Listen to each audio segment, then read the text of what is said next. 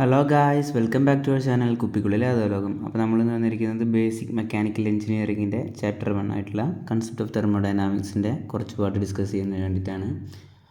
അപ്പോൾ വീഡിയോ മുഴുവനായിട്ട് കാണുക, ഷെയർ ചെയ്യുക, സബ്സ്ക്രൈബ് ചെയ്യുക, സപ്പോർട്ട് ചെയ്യുക. ഇതെന്ന് പറഞ്ഞു കഴിഞ്ഞാൽ മെയിനായിട്ട് കോർ ബേസിക് മെക്കാനിക്കൽ എഞ്ചിനീയറിങ് അതായത് മെക്കാനിക്കൽ എഞ്ചിനീയറിങ് എന്ന ബ്രാഞ്ച് എടുത്ത പിള്ളേർക്കുള്ളതല്ല. മെയിനായിട്ട് അവർക്ക് വേണ്ട പോർഷൻസ് ഉണ്ട്, പക്ഷേ കംപ്ലീറ്റ് ആയിട്ട് അതുണ്ടായിരിക്കില്ല. ഇതെന്ന് പറഞ്ഞാൽ ഇലക്ട്രിക്കൽ ആൻഡ് കമ്പ്യൂട്ടർ, അതുപോലെ ഇലക്ട്രിക്കൽ ഡിപ്പാർട്ട്മെൻറ്റ് വരുന്ന കോഴ്സുകളിൽ ബേസിക് മെക്കാനിക്കൽ എഞ്ചിനീയറിംഗ് എന്ന് പറഞ്ഞൊരു ടോപ്പിക് ഉണ്ട്, അതുമായി ബന്ധപ്പെട്ടതാണ്. അപ്പോൾ വീഡിയോ മുഴുവനായിട്ട് കാണാം. ഓക്കെ,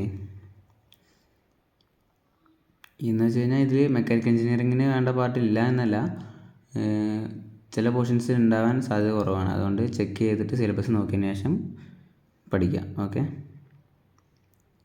അപ്പോൾ നമുക്ക് തെർമോഡൈനാമിക്സിലേക്ക് നമ്മൾ പണ്ട് മുതലേ പഠിക്കുന്ന ഒരു കാര്യമാണ് തെർമോഡൈനാമിക്സ് എന്ന് പറഞ്ഞു കഴിഞ്ഞാൽ എന്താ? തെർമോ എന്ന് പറഞ്ഞു കഴിഞ്ഞാൽ ഹീറ്റ്, ഡൈനാമിക്സ് എന്ന് പറഞ്ഞു കഴിഞ്ഞാൽ പവർ. ഹീറ്റും പവറുമായി ബന്ധപ്പെട്ടുള്ള സ്റ്റഡീസിനെ പറ്റിയിട്ടാണ് നമ്മൾ തെർമോഡൈനാമിക്സ് എന്ന് പറയുന്നത്. Thermodynamics is the science which deals with the energy transfer and it's effect on physical properties of substance.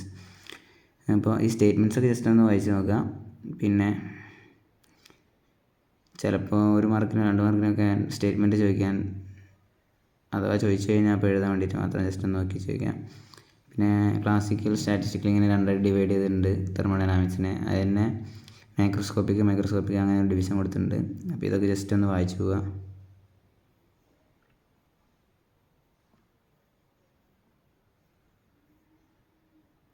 പിന്നെ അടുത്ത ഡെഫിനിഷൻ ചോദിക്കാൻ സാധ്യതയുള്ള ഒരു സംഭവമാണ് സിസ്റ്റം സറൗണ്ടിങ് ബൗണ്ടറി. അപ്പോൾ നമ്മൾ എന്തിനാണോ പഠിക്കാൻ ഉദ്ദേശിക്കുന്നത്, അതായത് നമ്മൾ എടുക്കുന്ന സാധനം, നമ്മൾ പഠിക്കാൻ വേണ്ടി എടുക്കുന്ന എന്താണോ വസ്തു, ആ വസ്തുവിനെ ആണ് നമ്മൾ സിസ്റ്റം എന്ന് പറയുന്നത്. അപ്പോൾ ആ സിസ്റ്റത്തിന് പുറത്തുള്ള എന്തും, അതിനെയാണ് നമ്മൾ സറൗണ്ടിങ് എന്ന് പറയുന്നത്. ഇനി ഈ സിസ്റ്റവും സറൗണ്ടിങ്ങിനും ഇടയിലൊരു ബാരിയർ ഉണ്ടാവുമല്ലോ, അതിനെയാണ് നമ്മൾ ബൗണ്ടറി എന്ന് പറയുന്നത്. എല്ലാവർക്കും അറിയാലോ, അത് സ്വന്തം ഭാഷയിൽ എഴുതുക, അല്ലെങ്കിൽ സ്റ്റേറ്റ്മെൻ്റ് ആയിട്ട് തന്നെ പഠിച്ച് വയ്ക്കുക. ചിലപ്പോൾ വാട്ട് ഈസ് സിസ്റ്റം അങ്ങനെ ചോദിച്ച് കാണുന്നുണ്ട് ചില സമയത്ത്. ഓക്കെ, അപ്പോൾ system is A region containing energy and all matter that is separated from its surroundings by arbitrarily imposed walls or boundaries. In a thermodynamic analysis, the system is the subject of the investigation.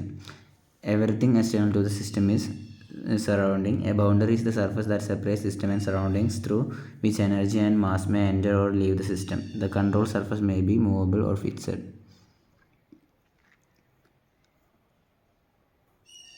പിന്നെ സിസ്റ്റത്തിനെ തന്നെ 3 ആയിട്ട് classify ചെയ്തിട്ടുണ്ട്. അതായത് open, closed, isolated. Open എന്ന് പറഞ്ഞു കഴിഞ്ഞാൽ energy, open system എന്താണെന്ന് നമുക്ക് നോക്കാം. A system that can exchange both energy and matter with it surrounding. Both mass and energy can flow across the system boundaries. അതായത് ഇവിടെ എക്സാമ്പിൾ തന്നെ നോക്കാം. ഈ ഇതിലെന്ന് പറഞ്ഞു കഴിഞ്ഞാൽ നമുക്ക് തുറന്ന് വെച്ചിരിക്കുകയാണ് അതിൻ്റെ അപ്പർ പോർഷൻ, ഈ ഫ്ലാസ്കിൻ്റെ. അപ്പോൾ ഹീറ്റ് പുറത്തേക്ക് പോകുന്നുണ്ട്, അതുപോലെ മാറ്ററും വേപ്പറേറ്റ് ചെയ്ത് പോകുന്നുണ്ട്. അപ്പോൾ ബോത്ത് മാറ്റർ ആൻഡ് എനർജി ഇവിടെ ട്രാൻസ്ഫർ ആകുന്നുണ്ട്. അതുകൊണ്ട് അതിനെ ഓപ്പൺ സിസ്റ്റം എന്ന് വിളിക്കുന്നു. ഇനി അടുത്ത സിസ്റ്റം നോക്കാം, closed system. A system that can exchange energy with it surroundings but not mass. The total mass of a closed system remains constant but energy can be transferred across its boundaries. ഇവിടെ എന്ന് പറഞ്ഞാൽ നമ്മൾ നേരത്തെ ഇതിൻ്റെ അടപ്പ് closed അല്ലായിരുന്നു, open ആയിരുന്നു. ഇപ്പോൾ അതൊരു ക്ലോസ്ഡ് ആയിട്ടുള്ള സിസ്റ്റം. കാരണം അവിടുന്ന് ഒരു ഇവാപറേഷൻ അല്ലെങ്കിൽ അങ്ങനെ ഒരു മാറ്റർ എങ്ങനെയും പുറത്തു പോകുന്നില്ല, ഹീറ്റ് മാത്രം പുറത്തു പോകുന്നത്. അപ്പോൾ ഇങ്ങനെ ടൈപ്പ് ഹീറ്റ് മാത്രം പുറത്തു പോകുന്നത്, മാറ്റർ എക്സ്ചേഞ്ച് ചെയ്യാത്തതിനെയാണ് നമ്മൾ ക്ലോസ്ഡ് സിസ്റ്റം എന്ന് പറയുന്നത്. ഇതൊക്കെ നമുക്ക് പണ്ട് മുതലേ അറിയുന്ന കാര്യങ്ങളാണ്, എന്നാലും ജസ്റ്റ് ഒന്ന് ഓർമ്മിപ്പിക്കുകയാണ്. ഇനി അടുത്തതാണ് ഐസൊലേറ്റഡ് സിസ്റ്റം. ഐസൊലേറ്റഡ് സിസ്റ്റം എന്ന് പറഞ്ഞു കഴിഞ്ഞാൽ a system that does not exchange energy or matter with it surroundings. The total energy and mass within isolated system remains constant. എന്ന് വെച്ച് കഴിഞ്ഞാൽ ഇവിടെ എടുത്തിരിക്കുന്ന ഫ്ലാസ്ക് വഴി ഹീറ്റും എക്സ്ചേഞ്ച് നടക്കുന്നില്ല, മാറ്ററും എക്സ്ചേഞ്ച് നടക്കുന്നില്ല. ഇങ്ങനെ രണ്ടും എക്സ്ചേഞ്ച് നടക്കാത്ത സിസ്റ്റത്തിനാണ് നമ്മൾ ഐസൊലേറ്റഡ് സിസ്റ്റം എന്ന് പറയുന്നത്. ഇനി ഒരു സിസ്റ്റത്തിന് വേണ്ട പ്രോപ്പർട്ടീസ്, അതായത് പ്രോപ്പർട്ടീസ് ഓഫ് എ സിസ്റ്റം എന്ന് പറയുന്നത് 2 ടൈപ്പാണ്. അതിനെ ഇൻറ്റൻസീവ് എന്നും എക്സ്റ്റൻസീവ് എന്നും ക്ലാസിഫൈ ചെയ്യേണ്ടതെന്ന് നമുക്കറിയാം. ഇൻറ്റൻസീവ് എന്ന് പറഞ്ഞാൽ ഇൻഡിപെൻഡൻറ്റ് ഓഫ് മാസ്, എക്സ്റ്റൻസീവ് എന്ന് പറഞ്ഞു കഴിഞ്ഞാൽ ഡിപ്പെൻഡൻറ്റ് ഓഫ് മാസ് ആണ്. അപ്പോൾ അതിൻ്റെ എക്സാമ്പിൾസ് നോക്കാം നമുക്ക്. Intensive property. The property which does not change with respect to change in mass and size of the system is called intensive property. അപ്പോൾ ഇതിങ്ങനെ ഓർത്ത് വെച്ചാൽ മതി. ഇൻഡിപെൻഡൻ്റ് ആയിട്ടുള്ളതിനെ ഇൻറ്റൻസീവ് എന്നുള്ളതിൻ്റെ തുടക്കം ഇൻറ്റൻ എന്നല്ലേ, അങ്ങനെ ഓർത്ത് വെച്ചാൽ മതി. അപ്പോൾ നമുക്ക് ഓർത്ത് വയ്ക്കാൻ എളുപ്പമായിരിക്കും, ചിലപ്പോൾ മാറിപ്പോകാൻ സാധ്യതയുണ്ട്. അപ്പോൾ intensive properties are those that are independent of mass of a system. Example pressure, temperature, density, viscosity etcetera. നമുക്ക് അടുത്ത എക്സ്റ്റൻസീവ് പ്രോപ്പർട്ടി നോക്കാം. The property which changes with respect to change in mass and size of the system is called extensive property. Extensive properties are those that are dependent of the mass of a system. Okay, അതൊക്കെ note ചെയ്ത് വെച്ചോളി, എക്സാമിന് പക്ഷേ ചോദിക്കാം. Mass, volume, kinetic energy, energy etcetera. Specific property, it is defined as the ratio of extensive property per unit mass. Volume by mass, specific volume, mass by volume, density ആണെന്ന് നമുക്കറിയാം. പിന്നെ ഒരു സമയത്ത് ഒരു ക്വസ്റ്റ്യൻ പേപ്പറിൽ ചോദിച്ചു കണ്ടിട്ടുണ്ട് വാട്ട് ഇസ് എ സ്റ്റേറ്റ് എന്ന്. അപ്പോൾ at any instant of time the condition of a system is called a state. The state at a given instant of time is defined by the properties of the system such as pressure, volume, temperatures. ഏതൊരു instant of ടൈമിലെയും ഒരു സിസ്റ്റത്തിൻ്റെ കണ്ടീഷനെയാണ് നമ്മൾ state എന്ന് പറയുന്നത്. Okay, പിന്നെ equilibrium എന്ന് പറയുമ്പോൾ നമുക്കറിയാം thermodynamic equilibrium is a state in which thermodynamic system has settled into a stable configuration with respect to its properties and there is no net change in those properties over time. അതായത് അതിലേക്ക് ഇനി എന്താ add ചെയ്ത് കഴിഞ്ഞാൽ ആ ഒരു equilibrium maintain ചെയ്തുകൊണ്ടേയിരിക്കും. അതാണ് equilibrium attend ചെയ്ത് കഴിഞ്ഞാൽ നമുക്ക് കിട്ടുന്ന ഗുണം. It is a state of balance where the system's variables such as temperature, pressure and chemical potential remain constant. ഇതൊക്കെ ജസ്റ്റ് നോക്കി വെച്ചാൽ മതി. അങ്ങനെ പിന്നെ ഈ ചാപ്റ്ററിൽ ചോദിക്കാൻ സാധ്യതയുള്ളത് ഡെഫിനിഷൻസ് ആണ്. അപ്പോൾ ഡെഫിനിഷൻസ് ഒന്ന് നോക്കിക്കുക. സിമ്പിൾ ഡെഫിനിഷൻസ് ആണ്, നിങ്ങൾക്ക് തന്നെ അറിയാവുന്നതാണ്, പണ്ട് നമ്മൾ പഠിച്ചിട്ടുള്ളതാണ് ചെറിയ ക്ലാസ്സുകളിൽ തന്നെ. അപ്പോൾ അതുകൊണ്ട് ജസ്റ്റ് ഒന്ന് റിഫ്രഷ് ചെയ്തെടുക്കാമെന്ന് മാത്രമേ ഉള്ളൂ. അതുകൊണ്ട് എനിക്കിതിൽ കൂടുതലായിട്ട് പറയാനൊന്നുമില്ല, ജസ്റ്റ് നിങ്ങൾക്ക് അറിയുന്ന കാര്യങ്ങളായതുകൊണ്ട് ജസ്റ്റ് ഒന്ന് റീഡ് ചെയ്ത് വിടാനുള്ളതേ ഉള്ളൂ. പിന്നെ എപ്പോഴും ശ്രദ്ധിക്കുക, ബേസിക് മെക്കാനിക്കൽ എഞ്ചിനീയറിങ്ങിൻ്റെ പേപ്പർ വരുമ്പോൾ നമ്മളെപ്പോഴും ഫിഗേഴ്സിനാണ് ഇമ്പോർട്ടൻസ്. ഈ ചാപ്റ്ററിൽ ഇപ്പോൾ ഞാൻ ഡിസ്കസ് ചെയ്യുന്ന ഈ പാർട്ടിലില്ല, ബാക്കിയുള്ള ഇനി വരാൻ പോകുന്ന പാർട്ടുകളിലെല്ലാം ഫിഗർ ഇമ്പോർട്ടൻ്റ് ആണ്. അപ്പോൾ നിങ്ങളൊന്നും ചെയ്തില്ലെങ്കിൽ പോലും ഫിഗർ വരയ്ക്കാൻ പഠിച്ചു കഴിഞ്ഞാൽ തന്നെ നിങ്ങൾക്ക് അത്യാവശ്യം മാർക്ക് സ്കോർ ചെയ്യാൻ പറ്റും. ആ ഫിഗർ വെച്ച് എക്സ്പ്ലെയിൻ ചെയ്താൽ മതി. ഫുൾ മാർക്ക് വരെ വേണമെങ്കിൽ കിട്ടാൻ സാധ്യതയുണ്ട്. ഓക്കെ, ഇനി process. A system is set to undergo process when any property of system changes its value and there is a change in state. അതൊക്കെ ജസ്റ്റ് ഒന്ന് നോക്കി വയ്ക്കുക. പിന്നെ path. The path represents the collection of all the intermediate states that a thermodynamic system passes through as it undergoes a process from initial state to its final state. അതായത് ഒരു system അതിൻ്റെ പ്രോസസ്സുകൾ തുടങ്ങി അവസാനിക്കുന്ന ഒരു പോയിൻ്റ് ഉണ്ടല്ലോ, ആ തുടങ്ങിയിട്ട് അവസാനിക്കുന്ന വരെ എൻ്റയർ മോഷനിൽ അത് ട്രാവൽ ചെയ്ത പാത്ത്, അതിനെയാണ് പാത്ത് എന്ന് പറയുന്നത്. Path of a cycle. The path is the locus of series of state change from initial state to final state. പിന്നെ cycle. When a system from a given initial state goes into a sequence of process and final returns to its initial state it is set to undergone a cycle. അതായത് ഒരു process എവിടെയാണോ തുടങ്ങിയത് അവിടെ തന്നെ അവസാനിച്ചിട്ടുണ്ടെങ്കിൽ അതിനെയാണ് ഒരു cycle എന്ന് പറയുന്നത്.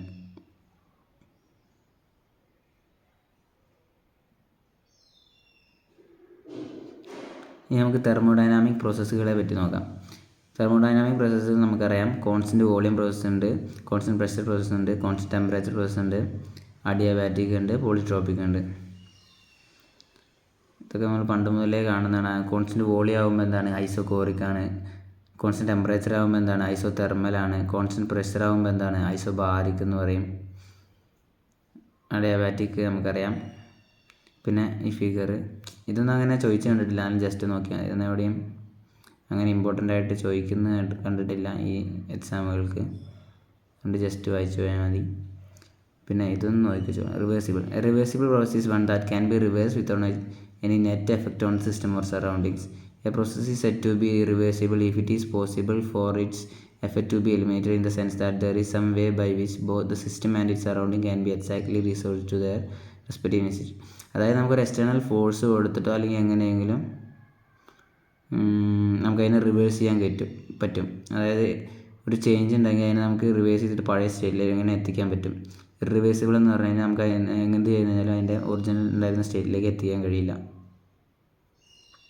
അതാണ് തമ്മിലുള്ള ഡിഫറൻസ്. പിന്നെ ക്വാസി സ്റ്റാറ്റിക് പ്രോസസ്സ്, ഇതും ചോദിക്കുന്നതാണ് ഇടയ്ക്ക്.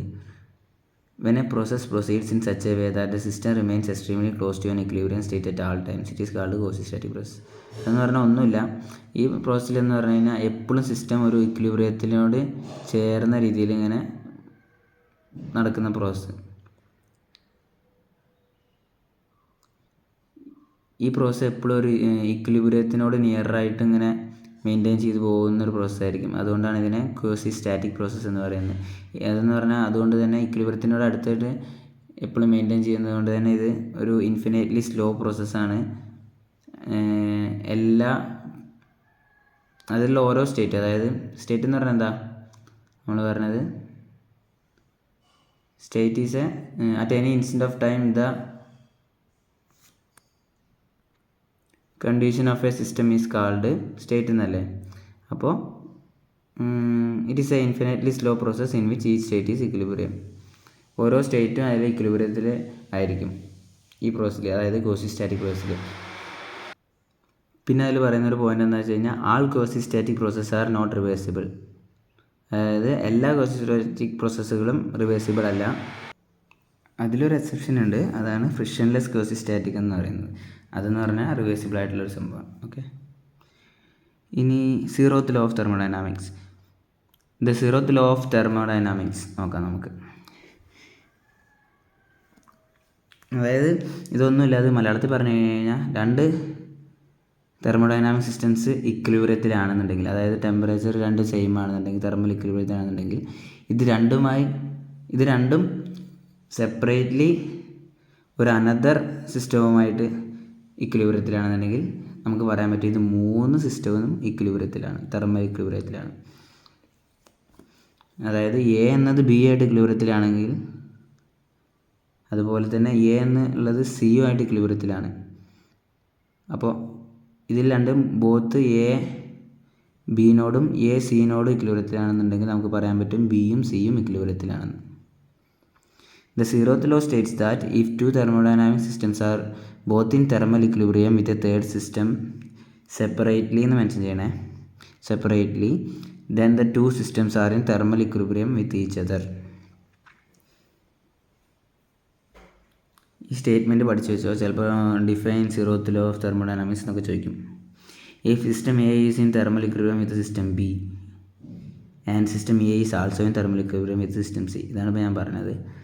System B and system C are in thermal equilibrium with each other.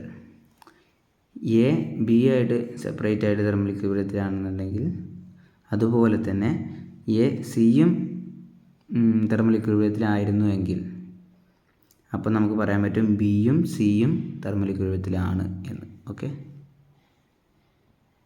ഇനി അടുത്തത് നമുക്കറിയാലോ, work done by the system എന്ന് പറയുമ്പോൾ പോസിറ്റീവ് ആയിരിക്കും. നമ്മൾ ഫിസിക്സിൽ കെമിസ്ട്രിയിലും ചെയ്യുന്നുണ്ട്. അതുപോലെ ഇവിടെ നമ്മൾ നോക്കേണ്ടത് work done by the system എന്ന് പറയുമ്പോൾ പോസിറ്റീവാണ്, work done on the system എന്ന് പറയുമ്പോൾ നെഗറ്റീവാണ്. ഓക്കെ, ഇവിടെ സിസ്റ്റം വർക്ക് ചെയ്താൽ അതൊരു പോസിറ്റീവ് വർക്കായിട്ടാണ്, സിസ്റ്റത്തിലേക്ക് വർക്ക് ചെയ്താൽ അതൊരു നെഗറ്റീവ് വർക്കാണ്. പിന്നെ heat is a form of energy which cross the boundary due to temperature difference, heat is recognised. പിന്നെ ഇത് നോക്കിക്കോ, സൈൻ കൺവെൻഷൻ. ഇത് സൈൻ കൺവെൻഷൻ വെച്ചാൽ ചിലപ്പോൾ പ്രോബ്ലം ചോദിക്കാൻ സാധ്യതയുണ്ട്. അതുകൊണ്ട് ഈ സൈൻ കൺവെൻഷൻസ് എപ്പോഴും നോക്കി വെക്കണം എക്സാംസിന്. അപ്പോൾ ഹീറ്റ് ടു ദ സിസ്റ്റം ആണെങ്കിൽ പോസിറ്റീവാണ്, ഹീറ്റ് ഫ്രം ദ സിസ്റ്റം ആണെങ്കിൽ നെഗറ്റീവാണ്. അതായത് നമ്മളൊരു സിസ്റ്റത്തിലേക്ക് ഹീറ്റ് കൊടുക്കുകയാണെന്നുണ്ടെങ്കിൽ അത് പോസിറ്റീവാണ്, ആ സിസ്റ്റം ഹീറ്റ് റിലീസ് ചെയ്യുകയാണെന്നുണ്ടെങ്കിൽ അത് നെഗറ്റീവാണ്. അതൊക്കെ നോക്കി വെക്കണേ, ഹീറ്റും വർക്കും ഒക്കെ നോക്കി വെക്കണം. ഞാൻ സൈൻ പറഞ്ഞു തന്നിട്ടുണ്ട്, ഇതാ റെഫർ ചെയ്ത് നോക്ക്. ഓക്കെ,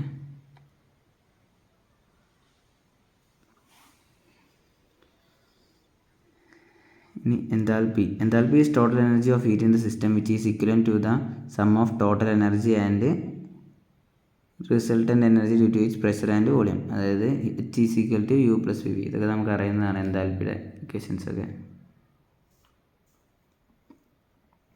ഇനി നമുക്ക് ഫസ്റ്റ് ലോയിലേക്ക് പോകാം. ഫസ്റ്റ് ലോ എന്താ പറയുന്നത്?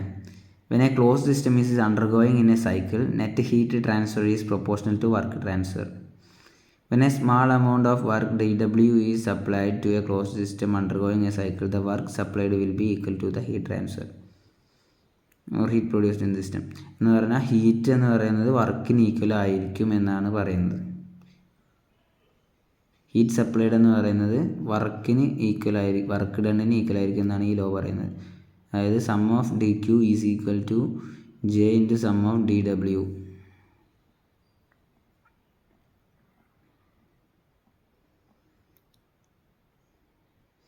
പിന്നെ PMM1 first kind of perpetual motion machine.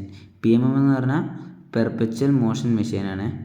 എന്ന് പറഞ്ഞാൽ it is a hypothetical machine that can continuously produce work without any energy input from it surroundings. എന്ന് പറഞ്ഞാൽ ഈ മെഷീനിന് കണ്ടിന്യൂസ് ആയിട്ട് വർക്ക് പ്രൊഡ്യൂസ് ചെയ്യാൻ പറ്റും without any energy input from it surrounding. അതായത് ഒരു എനർജിയും പുറത്തുനിന്ന് എനർജി സോഴ്സും പുറത്തുനിന്ന് കൊടുക്കാതെ തന്നെ അതിന് സ്വയം വർക്ക് ചെയ്യാൻ കഴിയും കണ്ടിന്യൂസ് ആയിട്ട്. അതാണ് ഇതെന്ന് പറഞ്ഞാൽ. അപ്പോൾ ഇതെന്ന് പറഞ്ഞാൽ ഫസ്റ്റ് ലോയ്ക്ക് ഓപ്പോസിറ്റ് ആണല്ലോ. ഫസ്റ്റ് ലോ പറയുന്നത് എന്താ, work done is equal to heat supplied എന്നാണ്. പക്ഷേ ഇവിടെ ഒന്നും ഒരു എനർജി ഇൻപുട്ട് എടുക്കുന്നില്ല. അപ്പോൾ ഇത് അതിനൊരു എക്സാമ്പിളാണ്. ചിലപ്പോൾ അങ്ങനെ ചോദിക്കാൻ സാധ്യതയുണ്ട്. PMM1 എന്ന് പറഞ്ഞാൽ വയലേറ്റ് ചെയ്യുന്നുണ്ട്, ഫസ്റ്റ് ലോനെ വയലേറ്റ് ചെയ്യുന്നുണ്ട്. അത് നോക്കി വെക്കണേ. അതുപോലെ തന്നെ PMM2 ഉണ്ട്, അത് സെക്കൻഡ് ലോവിനെ വയലേറ്റ് ചെയ്യുന്നുണ്ട്. അപ്പോൾ അത് നോക്കി വയ്ക്കാം. ഇത് നമ്മൾ പറഞ്ഞതാണ് ക്ലോസ്ഡ് സിസ്റ്റം, ഓപ്പൺ സിസ്റ്റം ഒക്കെ. പിന്നെ 2 ടൈപ്പ് ഫ്ലോ ആണുള്ളത്. ഒന്ന് സ്റ്റേഡി ഫ്ലോയും ഒന്ന് അൺസ്റ്റഡി ഫ്ലോയും. A flow is set to steady if the fluid properties don't change with respect to time. അതായത് ടൈമിനനുസരിച്ച് പ്രോപ്പർട്ടീസ് ചേഞ്ച് ആവുന്നില്ലെങ്കിൽ ആ ഫ്ലോയിനെയാണ് നമ്മൾ സ്റ്റേഡി ഫ്ലോ എന്ന് പറയുന്നത്. അതുപോലെ ടൈമിനനുസരിച്ച് പ്രോപ്പർട്ടീസ് ചേഞ്ച് ആവുന്നുണ്ടെങ്കിൽ അതിനെ അൺസ്റ്റേഡി ഫ്ലോ എന്ന് പറയുന്നു. പിന്നെ തെർമൽ എനർജി റിസർവേഴ്സ്. ഹീറ്റ് സോഴ്സും ഉണ്ട്, ഹീറ്റ് സിങ്കും ഉണ്ട്. It is A thermal energy reservoir which supplies thermal energy without undergoing any temperature change. അതായത് സോഴ്സ് എന്ന് പറഞ്ഞാൽ നമുക്കറിയാം എനർജി സപ്ലൈ ചെയ്യുന്ന സാധനമാണ്. സിങ്ക് എന്ന് പറഞ്ഞാൽ എനർജി അബ്സോർബ് ചെയ്യുന്ന സാധനമാണ്. അങ്ങനെ ഓർത്ത് വെച്ചാൽ മതി. എനർജി റിലീസ് ചെയ്യുന്നത് സോഴ്സ്, എനർജി അബ്സോർബ് ചെയ്യുന്നത് സിങ്ക്. ഇറ്റ്സ് എ തെർമൽ വിയർ which absorbs thermal energy without undergoing temperature change. Okay, ഇനി നമുക്ക് ഹീറ്റ് എൻജിൻ എന്താ നോക്കണം. ഹീറ്റ് എൻജിൻ എന്ന് പറഞ്ഞാൽ എന്താ, ഒരു T1 എന്ന ടെമ്പറേച്ചറിലെ ഹീറ്റ് സപ്ലൈ ചെയ്തിട്ട് ഹീറ്റ് എൻജിനെ വർക്ക് ചെയ്യുന്നു. അപ്പോൾ ഹീറ്റ് എൻജിൻ വർക്ക് പ്രൊഡ്യൂസ് ചെയ്യുന്നു, എന്നിട്ട് അതിനെ T2 എന്ന ടെമ്പറേച്ചറിലേക്ക് പോകും.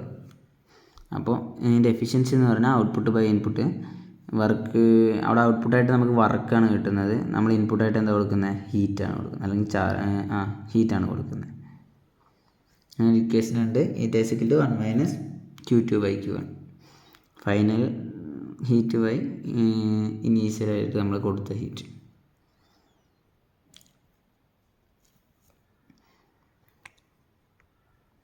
അതായത് Q1 എന്ന ഹീറ്റിനെ എടുത്തിട്ട് അത് വർക്കായി കൺവേർട്ട് ചെയ്യുന്നത്, എന്നിട്ട് ബാക്കിയുള്ളത് Q2 ആയിട്ട് പുറത്തേക്ക് പോകുന്നു. അതാണ് ഒരു ഹീറ്റ് എൻജിൻ നടക്കുന്നത്. ഇനി റെഫ്രിജറേറ്ററിൽ ഇതാണ് നടക്കുന്നത്. COP എന്ന് പറഞ്ഞ ടൈം നോക്കി വെച്ചോ. COP എന്ന് പറഞ്ഞാൽ കോഎഫിഷ്യൻ്റ് ഓഫ് പെർഫോമൻസ് ആണ്. ഇത് ചില എക്സാമിന് ഡയറക്റ്റ് ആയിട്ട് ചോദിച്ചിട്ടുണ്ട്, വാട്ട് ഈസ് അല്ലെങ്കിൽ ഡിഫൈൻ COP. COP എന്ന് പറഞ്ഞാൽ കോഎഫിഷ്യൻ്റ് ഓഫ് പെർഫോമൻസ് ആണ്. അപ്പോൾ COPയുടെ ഇക്വേഷനാണ് നോക്കി വയ്ക്കേണ്ടത്. Desired effect by energy input. COP is equal to desired effect by energy input. അതായത് അതുമൂലം നമുക്ക് എന്താ കിട്ടുന്നത്, Q2 ഉള്ള ടെമ്പറേച്ചർ ഇവിടെ നിന്ന്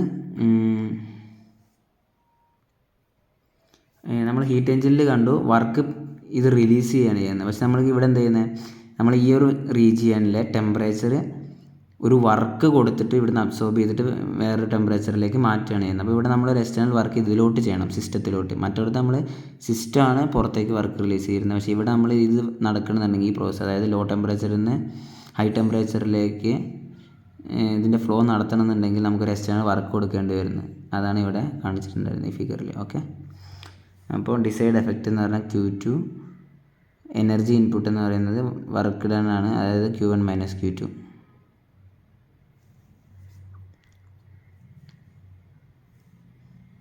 അതെങ്ങനെ വന്നതെന്ന് മനസ്സിലായില്ലേ? അതായത് വർക്ക് നമ്മൾ കൊടുത്തു, ഈ Q2 ഉണ്ടായിരുന്നു, പക്ഷേ റിലീസ് ചെയ്ത് ഇത്ര. അപ്പോൾ നമുക്ക് അതൊന്ന് കണ്ടുപിടിക്കാൻ പറ്റും. ഇനി അതുപോലുള്ളൊരു സംഭവമാണ് ഹീറ്റ് പമ്പും. ഇതിൻ്റെയും കോഎഫിഷ്യൻ്റ് ഓഫ് പെർഫോമൻസ് ഉണ്ട്. ഇവിടെ നമ്മൾ ഈ ടെമ്പറേച്ചറിൽ എത്തിക്കാനാണ് നോക്കുന്നത്. ഹീറ്റ് പമ്പ് എന്ന് പറഞ്ഞാൽ നമ്മൾ ഹീറ്റ് കിട്ടാൻ വേണ്ടി ഉപയോഗിക്കുന്ന. റെഫ്രിജറേറ്റർ എന്ന് പറഞ്ഞാൽ നമുക്ക് കോൾഡ്, അതായത് തണുപ്പ് കിട്ടാൻ വേണ്ടിയിട്ട് യൂസ് ചെയ്യുന്നതല്ലേ. അവിടെ ടെമ്പറേച്ചർ ലോ ടെമ്പറേച്ചർ കിട്ടാൻ വേണ്ടി യൂസ് ചെയ്യുന്നത്. ഇവിടെ ഹൈ ടെമ്പറേച്ചർ നമുക്ക് റിക്വയർമെൻ്റ് ആണ്, അതിന് വേണ്ടിയിട്ടാണ് ഇത് യൂസ് ചെയ്യുന്നത്. അപ്പോൾ രണ്ടിൻ്റെ ഏകദേശം ഫങ്ഷനൊക്കെ സെയിം ആണ്, പക്ഷെ നമുക്ക് കിട്ടുന്ന ഔട്ട്പുട്ടിൽ മാത്രമാണ് വ്യത്യാസമുള്ളൂ. ഓക്കെ, വർക്കിംഗ് ഒക്കെ ആൾമോസ്റ്റ് സിമിലർ ആണ്. അപ്പോൾ അതിൻ്റെയും കോഎഫിഷ്യൻ്റ് ഓഫ് പെർഫോമൻസിൻ്റെ ഇക്വേഷൻസും ഇത് നോക്കി വയ്ക്കാം. ഓക്കെ, ഇനിയാണ് സെക്കൻഡ് ലോ ഓഫ് തെർമോഡൈനാമിക്സ് വരുന്നത്. സെക്കൻഡ് ലോ ഓഫ് തെർമോഡൈനാമിക്സ് എന്ന് പറഞ്ഞാൽ കുറേ സ്റ്റേറ്റ്മെൻറ്റ്സ് ആണ് നമുക്കറിയാം. അപ്പോൾ നമുക്ക് കെൽവിൻ പ്ലാങ്ക് സ്റ്റേറ്റ്മെൻറ്റ് നോക്കാം. It is impossible for any system to operate in a thermodynamic cycle and deliver a net amount of energy by work to its surroundings while receiving energy by heat transfer from a single thermal reservoir. ഈ സ്റ്റേറ്റ്മെൻറ്റും പഠിച്ചു വയ്ക്കേണ്ടതാണ്, ഇത് important ആണ്. അപ്പോൾ ഇതെന്താ പറയുന്നതെന്ന് വെച്ച് കഴിഞ്ഞാൽ, അതായത് ഒരു സിംഗിൾ തെർമൽ റിസർവോയറിൽ നിന്ന് എടുക്കുന്ന സംഭവം അതിൻ്റെ work heat amount of heat absorbed എന്ന് പറയുന്നത് വർക്ക് ഡണ്ണിന് ഈക്വൽ ആയിരിക്കില്ല ഒരിക്കലും എന്നാണ് പറയുന്നത്. കാരണം ചെറിയൊരു എമൗണ്ട് ഓഫ് ലോസ് ഉണ്ടായിരിക്കും. നമുക്കറിയാം ഒരു എൻജിനും 100% എഫിഷ്യൻ്റ് അല്ല, അതിന് കുറച്ച് ഹീറ്റ് ലോസ് അങ്ങനെ കുറേ ലോസസ് നടന്നിട്ട് അതിൻ്റെ എഫിഷ്യൻസി ഒരിക്കലും നമുക്ക് 100% കിട്ടുന്നില്ല. അത് തന്നെയാണ് ഈ സ്റ്റേറ്റ്മെൻറ്റ് പറയുന്നത്. It is impossible for any system to operate in a thermodynamic cycle and deliver a net amount of energy by work. അതായത് നമുക്ക് കൊടുത്ത അതേ എനർജീനെ വർക്കാക്കി കൺവേർട്ട് ചെയ്യാൻ നമുക്ക് 100% പറ്റത്തില്ല എന്നാണ് അത് പറയുന്നത്. അതൊരു സിംഗിൾ തെർമൽ റിസർവോയറിൽ നിന്ന് ഹീറ്റ് അബ്സോർബ് ചെയ്യുന്ന സമയത്ത്. ഓക്കെ, പിന്നെ നമ്മൾ നേരത്തെ പറഞ്ഞ സംഭവം PM2 is impossible because it's efficiency 100%. അത് നമ്മളവിടെ ഒരു എക്സെപ്ഷനായിട്ട് പറഞ്ഞിട്ടുണ്ടായിരുന്നു. PM എന്ന് പറഞ്ഞാൽ പെർപെച്വൽ മോഷൻ മെഷീൻ. അപ്പോൾ അതിന് ഇങ്ങനെ നടക്കില്ല, അത് സെക്കൻഡ് ലോവിനെ വയലേറ്റ് ചെയ്യുന്നുണ്ട്. പിന്നെ ഹീറ്റ് ട്രാൻസ്ഫറിൻ്റെ 3 മെക്കാനിസം ഉണ്ട്, നമുക്കറിയാം. Conduction, convection, radiation. അപ്പോൾ അതൊക്കെ ഒന്ന് എക്സ്പ്ലെയിൻ ചെയ്ത് നോക്കാം. ഈ transfer describes the flow of heat due to temperature difference and subsequent temperature distribution and changes. There are 3 modes of heat transfer: conduction, convection, radiation. നമുക്കറിയാം conduction എന്ന് പറയുമ്പോൾ ഡയറക്റ്റായിട്ട്. Conduction is the heat transfer from one part of a substance to another part of the same substance or from one substance to another in physical contact with it.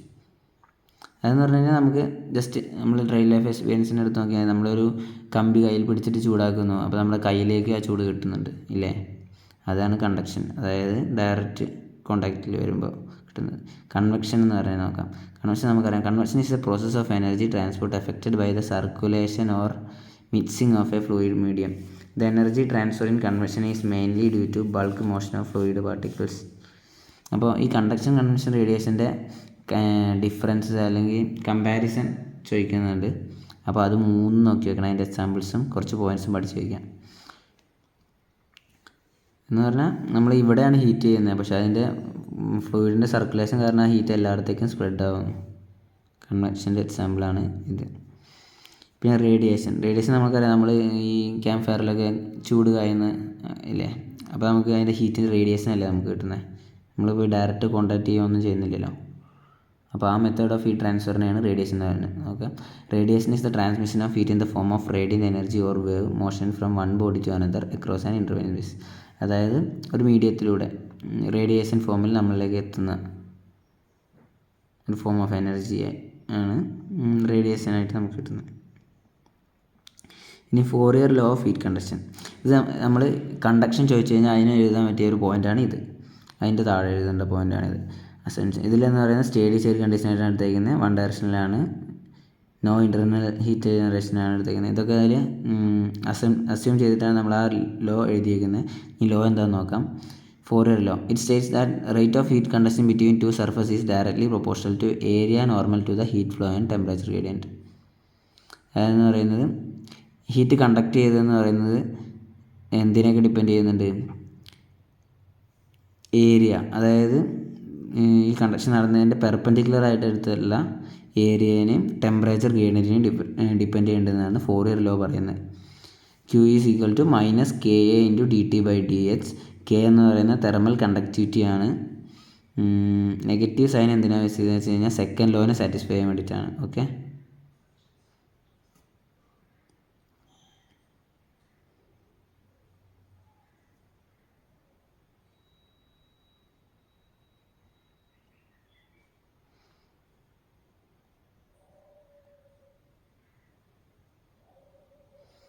ഇനി Newton's law of cooling നോക്കാം. അടുത്തത് Newton's law of cooling എന്ന് പറയുന്നത് നമുക്ക് ഈ കൺവെക്ഷൻ്റെ താഴെ എഴുതുന്ന ഒരു പോയിൻ്റാണ്, താഴെ എഴുതാൻ പറ്റിയ പോയിൻ്റാണ്. കൺവെക്ഷൻ്റെ അണ്ടറിൽ വരുന്ന ഒരു ലോ ആണ്. It says that when A fluid at A temperature is in contact with a solid surface at A different temperature, the heat flux from the surface to the fluid is directly proportional to the temperature difference between the surface and the fluid. Q by A is equal to H into T surrounding minus T infinity. അതായത് രണ്ട് ടെമ്പറേച്ചറും ഒരു സർഫസും ഒരു ഫ്ലൂയിഡും ഉണ്ടെന്ന് വിചാരിക്കുക. ആ സർഫസിൻ്റെ ടെമ്പറേച്ചറും different ആണ്. അപ്പോൾ ഈ ഫ്ലൂയിഡും സർഫസിൻ്റെയും ടെമ്പറേച്ചർ ഈക്വൽ ആവുന്നത് വരെ ആ ഫ്ലോ അവിടെ നടക്കും. അതാണ് ന്യൂട്ടൺസ് ലോ ഓഫ് കൂളിംഗ് പറയുന്നത്. Okay. The heat flux from the surface to the fluid is directly proportional to the temperature difference between the surface and the fluid. അതായത് സർഫസും ഫ്ലൂയിഡും തമ്മിലുള്ള ടെമ്പറേച്ചർ ഡിഫറൻസ് മെഷർ ചെയ്ത് കഴിഞ്ഞാൽ നമുക്ക് അതിൻ്റെ എത്ര ഹീറ്റ് ഫ്ലക്സ് എന്ന് കണ്ടുപിടിക്കാൻ കഴിയുമെന്നാണ് പറയുന്നത്. ഓക്കെ. പിന്നെ സ്റ്റെഫാൻ ബോൾട്ട്സ്മാൻ ലോ ആണ്. ഇതെന്ന് പറയുന്നത് റേഡിയേഷൻ്റെ അണ്ടറിൽ വരുന്ന ലോ ആണ്. The total emissive power E of a surface is defined as the total radiant energy emitted by the surface in all directions over the entire wavelength range per unit time. According to Stefan Boltzmann law, the amount of radiant energy emitted per unit time from unit area of black surface is proportional to the fourth power of its absolute temperature. എന്ന് പറയുന്നത് energy emitted, ഈ radiation മൂലമുള്ള energy emitted എന്ന് പറയുന്നത് fourth power of ടെമ്പറേച്ചറിന് പ്രൊപ്പോർഷനാണ്. അതായത് temperature is to 4 പ്രൊപ്പോർഷനാണെന്നാണ് പറയുന്നത്. And area also. അപ്പോൾ സിഗ്മ എന്നുള്ളൊരു കോൺസ്റ്റൻ്റ് വെച്ചിട്ടാണ് ആ പ്രൊപ്പോർഷനാലിറ്റി നമ്മൾ ചേഞ്ച് ചെയ്യുന്നത്. Is equal to sigma AT raise to 4. സിഗ്മ എന്ന് പറഞ്ഞാൽ സ്റ്റെഫാൻ ബോൾട്ട്സ്മാൻ കോൺസ്റ്റൻ്റ് അല്ലെങ്കിൽ റേഡിയേഷൻ കോഎഫിഷ്യൻ്റ് എന്ന് പറയും. അതിൻ്റെ value 5.67 × 10⁻⁻8 watt per meter square Kelvin raised to 4. Okay. 3 laws നോക്കിയൊക്കെ ഇത് ഏതിൻ്റെയൊക്കെ താഴെയാണ് വരുന്ന പോയിൻ്റാണെന്ന് ഞാൻ പ്രത്യേകം പറഞ്ഞിട്ടുണ്ടായിരുന്നു. അപ്പോൾ അത് നോക്കി എഴുതാം. പിന്നെ നമുക്ക് വേറൊരു ക്വസ്റ്റ്യൻ ചോദിക്കാൻ സാധ്യത എന്താ വെച്ച് കഴിഞ്ഞാൽ, ഞാൻ ഇതിൻ്റെ ഇടയിൽ K പറഞ്ഞിട്ടുണ്ടായിരുന്നു, ഒരു കോൺസ്റ്റൻറ്റ് തെർമൽ കണ്ടക്ടിവിറ്റിയുടെ. അപ്പോൾ അതിൻ്റെ ചിലപ്പോൾ definition what is mean by a thermal conductivity എന്നോ അങ്ങനെ എന്തെങ്കിലും ചോദിക്കാൻ സാധ്യതയുണ്ട്. അപ്പോൾ നമുക്ക് അതിനെ എഴുതാൻ പറ്റുന്ന ഒരു പോയിൻ്റ് എന്ന് പറഞ്ഞു കഴിഞ്ഞാൽ ability of material to conduct heat, അതിനെയാണ് തെർമൽ കണ്ടക്ടിവിറ്റി എന്ന് പറയുന്നത്. Rate of heat transfer through unit area called unit temperature gradient. Okay. പിന്നെ കണ്ടക്ഷൻ എന്ന് പറയുന്നത് സോളിഡ്സിനാണ് മോസ്റ്റ്ലി നടക്കുന്നത്. അതിന് കാരണം എന്താ വെച്ച് കഴിഞ്ഞാൽ it occurs due to lattice vibration and due to drift of free electrons. പിന്നെ കണ്ടക്ഷൻ എന്ന് പറയുന്നത് പ്യുവർ മെറ്റൽസിലാണ് കൂടുതൽ നടക്കുന്നത്. അലോയിൽ കാട്ടിലും പ്യുവർ മെറ്റൽസിലാണ് കൂടുതലും കണ്ടക്ഷൻസ് എന്ന പ്രോസസ്സ് നടക്കുന്നത്. പിന്നെന്താ അതിൽ പറയാൻ പറ്റുന്ന പോയിൻ്റ്, ഇലക്ട്രിസിറ്റി ഹീറ്റൊക്കെ പ്യുവർ കണ്ടക്ടേഴ്സിലാണ് നല്ലോണം സർക്കുലേറ്റ് ചെയ്യാൻ പറ്റുക, കണ്ടക്ട് ചെയ്യാൻ പറ്റുക എന്ന് പറയാം. പിന്നെ കൺവെൻഷൻ എന്ന് പറയുന്നതിന് 2 ടൈപ്പ് ഉണ്ട്. ഫ്രീ കൺവെൻഷനും ഉണ്ട്, ഫോഴ്സ്ഡ് കൺവെൻഷനും ഉണ്ട്. അത് ജസ്റ്റ് ഒന്ന് കേട്ടിരുന്നാൽ മതി. ഫ്രീ കൺവെൻഷൻ ഒക്കെ due to difference in density. It occurs due to movement of molecules കാരണം ഉണ്ടാകുന്നതാണ് കൺവെക്ഷൻ.